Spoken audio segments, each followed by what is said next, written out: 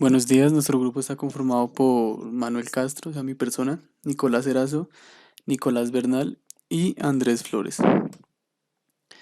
Y bueno, yo les vengo a relatar este ejercicio del libro César Simansky, el cual es el ejercicio 8.15 del capítulo 8, denominado cantidad de movimiento lineal, impulso y choques. Y bueno, este ejercicio nos relata sobre un calamar, el cual pues debe soltar un chorro para escapar así de un depredador.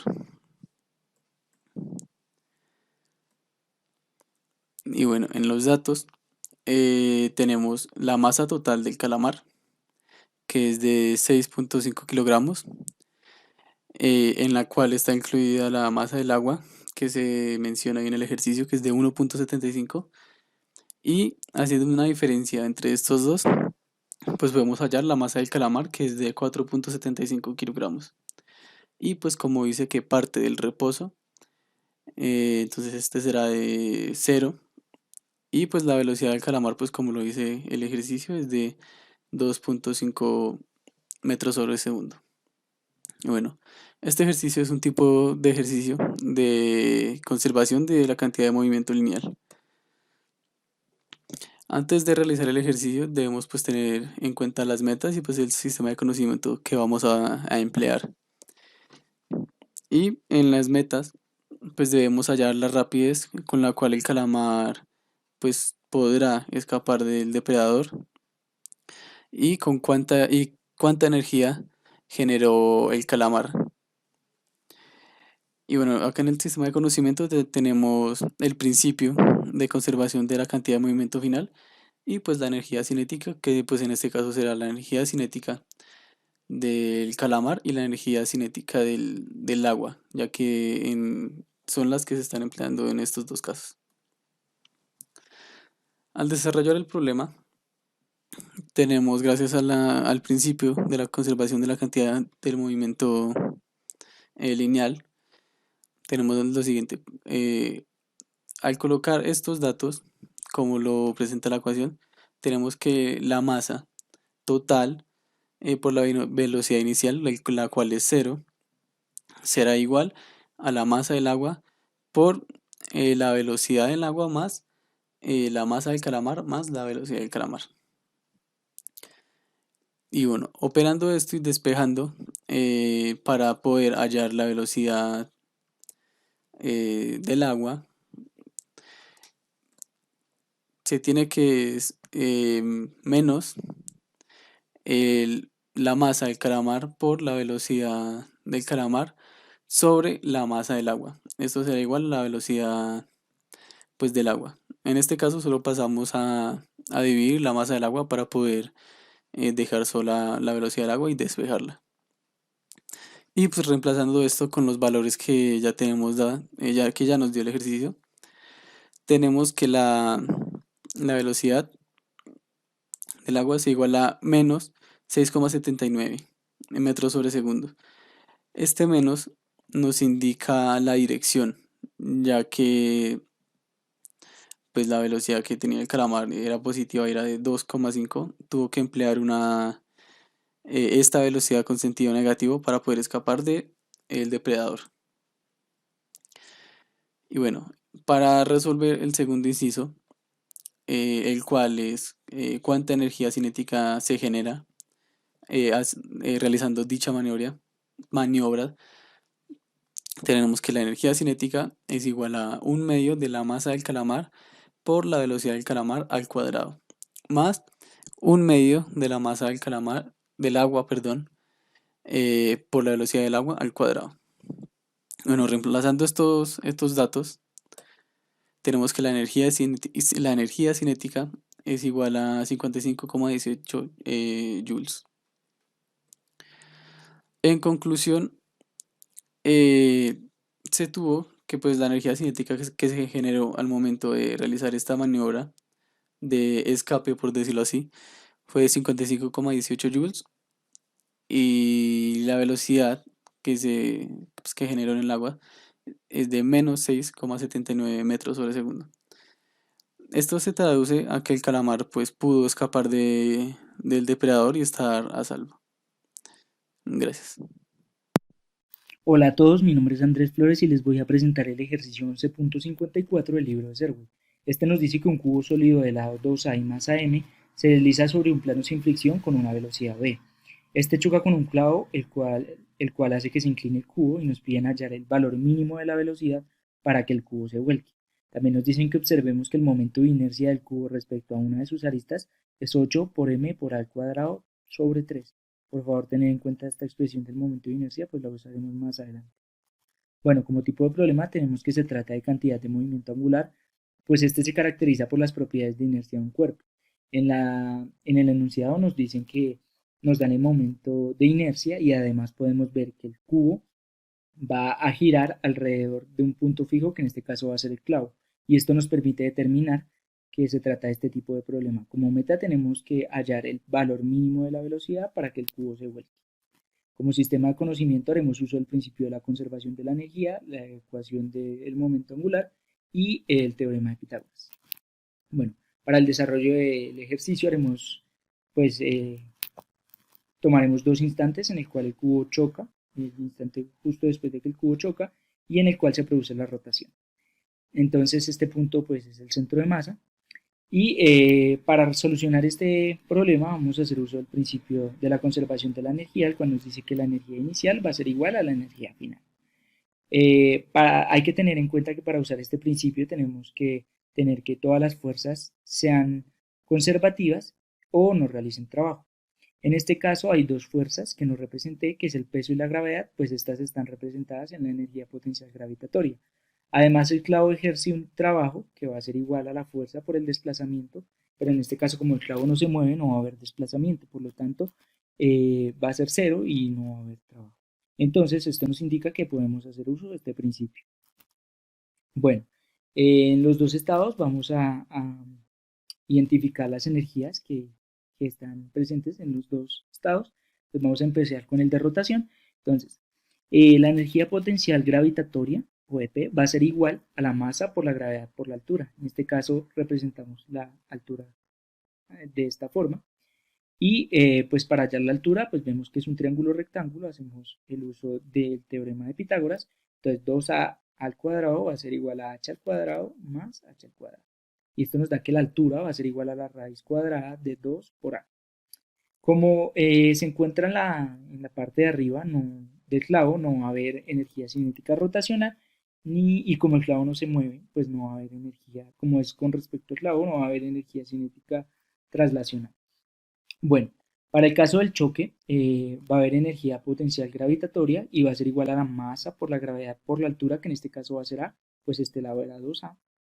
En este caso sí va a haber energía cinética de rotación y esta va a ser igual a un medio por el momento de inercia por la velocidad angular al cuadrado. En esto lo que hicimos fue sustituir la expresión que nos daban en el momento de inercia en el enunciado y nos queda esta expresión. Y pues como ya dijimos sobre el clavo, como no se mueve, ahí la energía cinética traslacional es igual a cero. Bueno, ya resolviendo, pues la suma de las energías iniciales va a ser igual a la suma de las energías finales. Estas dos expresiones son las energías que encontramos anteriormente en el estado del choque o en el momento del choque, justo después. Y este va a representar, pues, de la rotación que pues encontramos, fue la única que encontramos fue la energía potencial gravitatoria. Bueno, en esto lo que hacemos es despejar la velocidad angular y nos quedaba que va a ser igual a la raíz cuadrada de 3g por la raíz cuadrada de 2 menos 1 sobre 4a. Bueno, eh, acá pues lo que vamos a calcular es el momento angular. Entonces tenemos que tener en cuenta esta expresión que va a ser para cuando el movimiento es lineal, para calcular el momento angular cuando el movimiento es lineal. Entonces el momento angular va a ser igual a la masa por el radio por la velocidad y por el seno comprendido entre el radio y la velocidad, que es este de acá. Bueno, para el caso en el que se produce rotación, el momento angular va a ser igual al momento de inercia por la velocidad angular. Bueno, lo siguiente que hacemos es igualar entonces el momento angular inicial es igual al momento angular final. Entonces sustituimos, entonces nos queda que la masa, pues el radio ya lo habíamos hallado, que era raíz de 2a por b por el seno de 45, que va a ser este grado, y esto va a ser igual al momento de inercia sustituyéndolo por la velocidad angular que la hallamos anteriormente. Bueno, despejando la velocidad nos queda que la velocidad va a ser igual a la raíz cuadrada de 16 por a por g por la raíz cuadrada de 2 menos 1 sobre 3. Como conclusión, el mínimo valor que debe tomar la velocidad para que el cubo se vuelque es igual a la raíz cuadrada de 16 por a por g por la raíz cuadrada de 2 menos 1 sobre 3. Hola, buenos días. Mi nombre es Nicolás Bernal y yo les voy a presentar el problema 11.37 de la página 358 del libro Observe. Bueno, ahora vamos a pasar a describir de qué se trata el ejercicio. Entonces tenemos una bola de arcilla de masa m que viaja con una velocidad inicial y que se va a estrellar con un cilindro de radio r y de masa m mayúscula. Este cilindro está montado sobre un eje horizontal fijo que recorre por su centro de masa. La línea de movimiento que sigue la bola de arcilla es perpendicular al eje Y y está a una distancia de por encima del eje del cilindro. Luego del choque, la bola de arcilla se queda incrustada en el cilindro. Y pues lo que nos piden hallar es la rapidez angular del sistema luego del choque y determinar si se conserva la energía mecánica luego del choque. Bueno, entonces este ejercicio es de conservación de movimiento angular y también de energía mecánica. Primero es de conservación de movimiento angular, porque en el inciso A se nos pide hallar la rapidez angular del sistema después del choque, y para hacer esto necesitamos utilizar las fórmulas y conceptos de conservación de movimiento angular. Mientras que es de energía mecánica, porque en el inciso B nos piden determinar si se conserva o no la energía mecánica del sistema luego del choque. Entonces las metas pues son encontrar la rapidez angular del sistema luego del choque y determinar si la energía mecánica inicial es igual a la energía mecánica final. Básicamente es determinar si se conserva o no la energía mecánica. Bueno, la información relevante es la siguiente. Entonces tenemos m, que es la masa de la bola de arcilla, tenemos la velocidad inicial de la bola de arcilla, tenemos m mayúscula que representa la masa del cilindro, r mayúscula que representa el radio del cilindro, d que es básicamente la distancia entre la línea por la que se mueve el proyectil y el eje o centro del cilindro. Y también es importante tener en cuenta que el cilindro está en un primer momento en reposo y que está montado sobre un eje horizontal fijo. Ahora tenemos dos estados, entonces pues tenemos el estado 1, que es justo antes de que la bola golpee el cilindro, y tenemos el estado 2, que es un instante después de que los dos chocaron. Entonces, como podemos ver en el estado 2, al momento de chocar la bola queda pegada en la superficie del cilindro y este comienza a rotar sobre su eje. Bueno, ahora como pueden ver tenemos el sistema de conocimientos que nos ayudará a resolver pues el ejercicio. Entonces, para resolver el inciso A de la rapidez angular, usaremos la ley de conservación del momento angular junto con la definición del momento angular eh, y también el momento de inercia de una partícula y el momento de inercia de un cilindro. Mientras que para el inciso B utilizaremos la definición de energía mecánica y la fórmula de conservación de la energía mecánica. Bueno, entonces lo primero que vamos a hacer es hallar el momento angular inicial del sistema. Entonces, pues para hacer esto nos remitimos a la definición de momento angular, pero en este caso el momento de inercia por la velocidad angular sería cero, ya que el cilindro está originalmente en reposo y aún no ha sucedido el choque. Entonces nos queda únicamente el producto vectorial entre entre R y el momento lineal. Entonces, para resolver este producto vectorial, nos queda que el momento angular es igual a R por momento lineal por el seno del ángulo que forman estos dos. Y luego, al hacer trigonometría nos damos cuenta de que el seno del ángulo por R es igual a D, que D es la distancia entre el eje del cilindro y la trayectoria que sigue el proyectil. Entonces nos queda que el momento angular es igual a B por momento lineal. Y como sabemos que el momento lineal es igual a masa por velocidad, finalmente nos queda que el momento angular inicial es igual a B por masa por velocidad. Bueno, entonces ya que tenemos el momento angular inicial, ahora vamos a hallar el momento angular final. Entonces, como ya sabemos, el momento angular final en este caso sería igual a su momento de inercia por su velocidad angular. Esto debido a que cuando en el momento en el que la bola choca con el cilindro, esta queda pegada en su superficie y el cilindro junto con la bola comienzan a rotar sobre su eje. Entonces, pues para hallar el momento angular final únicamente necesitamos el momento de inercia y su rapidez angular. Entonces ahora lo que queremos es hallar el momento de inercia del sistema. Entonces para hallar el momento de inercia del sistema, tenemos que hallar tanto el momento de inercia del cilindro como el momento de inercia del proyectil, de la pelota. Entonces, utilizando lo que teníamos en el sistema de conocimientos, sabemos que el momento de inercia del cilindro es un medio de su masa por su radio al cuadrado y el momento de inercia del proyectil en este caso sería su masa por d al cuadrado. Entonces ahora lo que hacemos es igualar el momento angular final y el momento angular inicial y despejamos W, que es lo que queremos hallar, que es la rapidez angular. Entonces pues despejamos y resolvemos y reemplazamos y resolvemos y nos queda que la rapidez angular es igual a d por masa por velocidad sobre un medio de la masa del cilindro por su radio al cuadrado más la masa de la pelota por la distancia al cuadrado. Bueno, entonces ahora que ya tenemos la rapidez angular del sistema luego del choque, ahora nos queda determinar si se conserva o no la energía mecánica.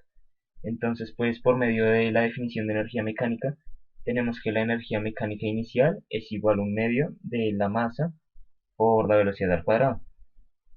Y como ya sabemos que el cilindro está rotando sobre su eje junto con la bola que está pegada a su superficie, podemos decir que la energía mecánica final en este caso es igual a un medio por el momento de inercia por la velocidad angular al cuadrado.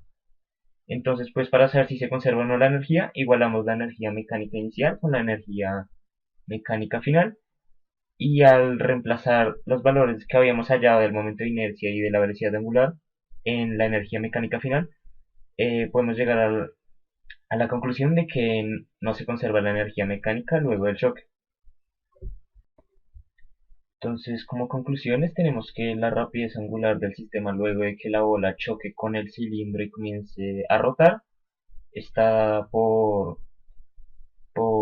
D, por la masa, por la velocidad, sobre un medio de la masa del cilindro por su radio al cuadrado, más la masa de la bola por la distancia al cuadrado.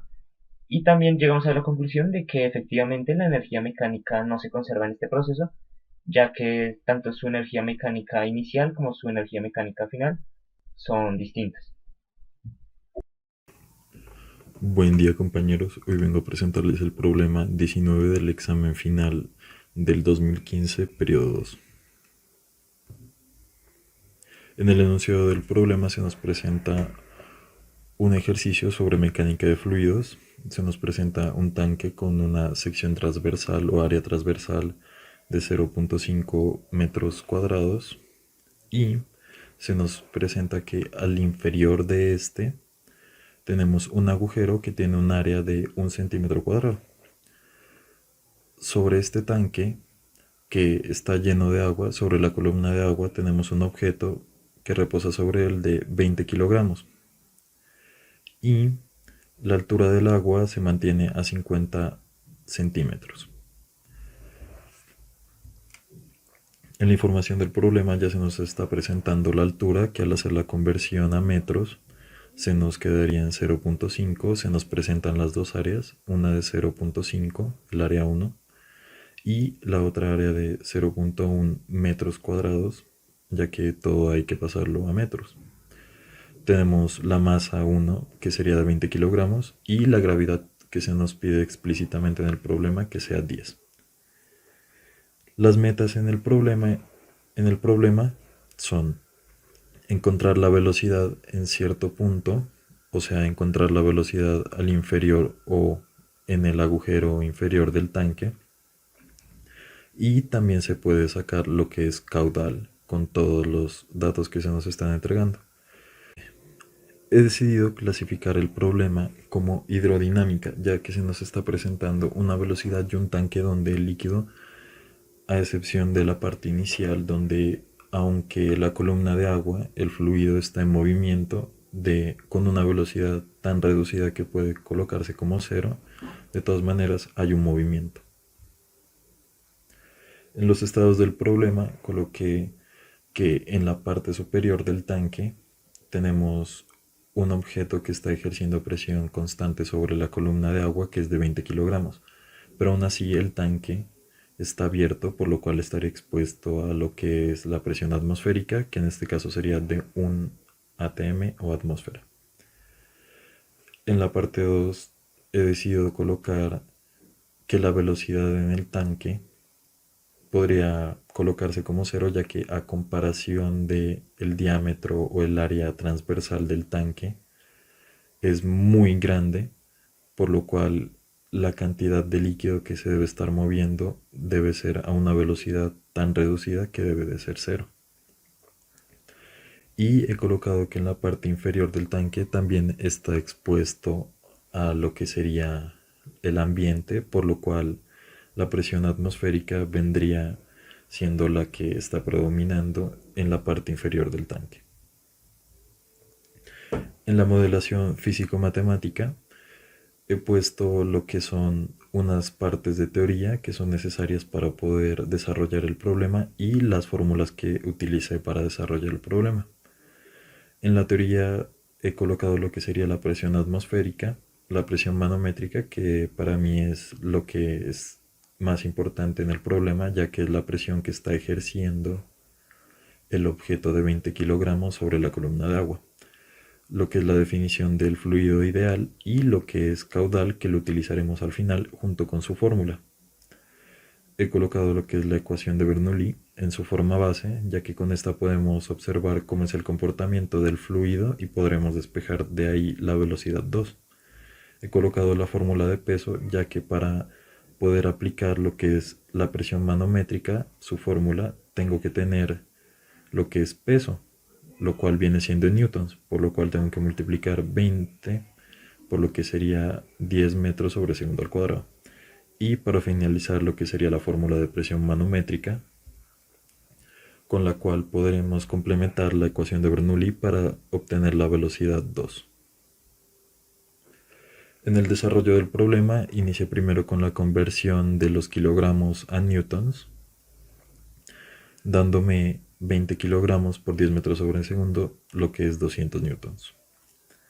Seguido de esto voy a aplicar la ecuación para la presión manométrica, la fórmula para presión manométrica, pero en este caso para facilitar la operatoria del problema voy a utilizar lo que sería 200 newtons sobre 0.5 metros sobre segundo, ya que la fórmula lo que me pide es peso sobre área. Vamos a dejar esa fracción así para facilitar la operatoria. Planteamos la ecuación de Bernoulli y empezamos a reemplazar las variables.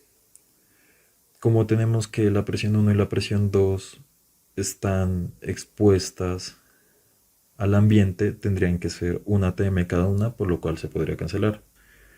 Lo mismo pasa con la velocidad 1, ya que como es tan reducida que la hemos aproximado a 0, esta multiplicación me daría 0 y en la suma esta no tendría ninguna implicación. Lo mismo pasa con la altura final, ya que como no se nos proporciona ninguna altura 2, suponemos que esta va desde el suelo, lo cual sería 0, y esta multiplicación también me daría 0, que yendo a la suma no tendría ninguna implicación. Una vez desarrollamos todo esto y simplificamos, agregamos a la parte izquierda de la ecuación lo que sería la presión manométrica en esta forma de fracción para facilitar la operatoria. Y una vez resolvemos esta ecuación, tenemos que la velocidad 2 nos daría 10.8. La velocidad 2 viene al cuadrado, por lo cual tendríamos que aplicar raíz cuadrada en este caso para obtener un resultado de 3.3 metros sobre segundo. Teniendo ya estos datos, podemos aplicar lo que sería la fórmula de caudal y con esto tendríamos un resultado de 0.033 metros sobre segundo. En conclusiones, llegué que al tanque, sus dos orificios al estar expuestos al ambiente, ambas presiones serían de 1 atm, por lo cual se cancelarían. Siendo así la situación, lo que estaría afectando en la velocidad realmente sería la presión manométrica. En mi segunda conclusión, el área transversal del tanque en el problema se nos dice que es un área muy grande, por lo cual la velocidad en comparación a lo que sería la amplia área transversal del tanque sería muy mínima, ya que la cantidad de fluido sería muy grande y el orificio inferior tiene lo que es un área muy reducida, por lo cual puedo concluir que la velocidad dentro del tanque, o por lo menos en la parte superior, es tan mínima que podríamos aproximar a cero. Muchas gracias.